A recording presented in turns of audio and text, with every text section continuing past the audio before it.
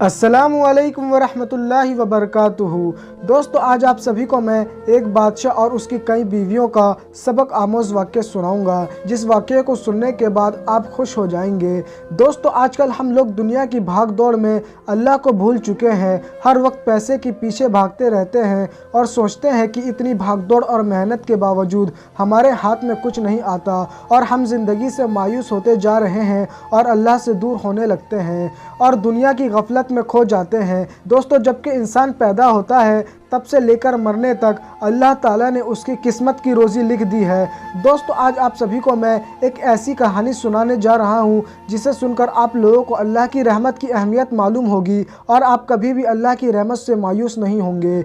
मेरे प्यारे दोस्तों, एक बादशाह था जिसका नाम सुबकतकीन था और उस बादशाह की कई बीवियाँ थी, मगर वो बादशाह अपनी एक बीवी से बहुत ज़्यादा मोहब्बत किया करता था। ये देखकर उस बादशाह की दूसरी बीवियों ने उससे कहा कि आप अपनी एक बीवी से सबसे ज़्यादा मोहब्बत करते हैं, हालांकि हुस्न और जमाल में हम उससे ज़्यादा हैं, समझदारी में भी हम उससे ज़्यादा हैं। आखिर उसमें ऐसी कौन सी ख़ास बात है जो हम में नहीं है? हमें तो उसके अंदर कुछ नज़र नहीं आता, मगर आपकी मोहब्बत की निगाह जो उस पर उठती है वो किसी दूसरी बीवी पर नहीं उठती। आखिर इसकी क्या वजह है? ये सुनकर उस बादशाह ने अपनी बीवियों से कहा, अच्छा, मैं किसी दिन इसका जवाब तुम सबको दे दूंगा। दोस्तों, फिर इसी तरह दिन गुजरते रहे और उस बादशाह की बीवियां इस बात को भूल गईं। मेरे प्यारे दोस्तों, फिर एक दिन उस बादशाह ने अपने घर के सहन में बैठकर कहा, आज मैं बहुत अच्छे मूड में हूँ, इसीलिए चाहता हूँ कि मैं तुम में से हर एक को अच्छे अच्छे इनाम से नवाजूँ। यह बात जब उन बीवियों ने सुनी तो वो खुश हो गई कि आज हमें शाही खजाने में से इनाम मिलेगा। दोस्तों, फिर बादशाह ने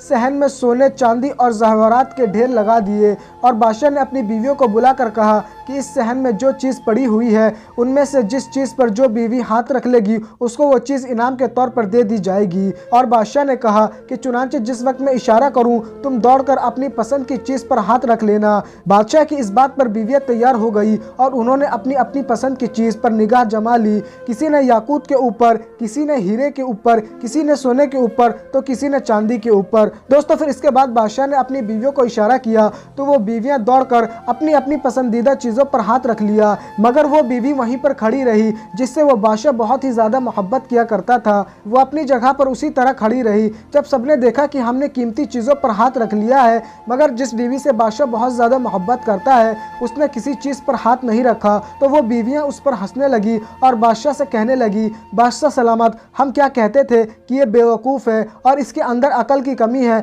और आज इसकी अकल की कमी खुलकर सामने आ गई। ये तो बस सोचती ही रह गई, लिहाजा आज इसके पल्लू में कुछ नहीं आया।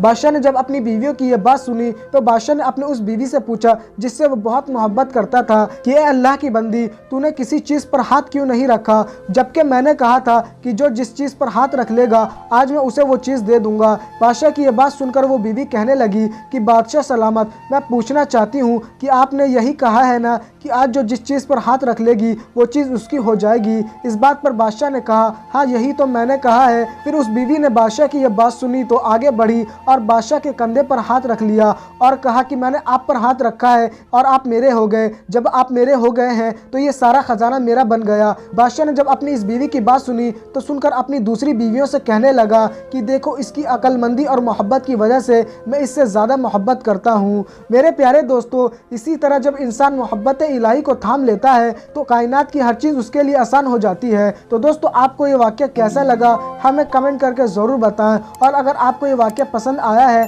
तो इस वीडियो को लाइक करें। तो दोस्तों, आज के लिए बस इतना ही। जब तक के लिए खुदा हाफिज़।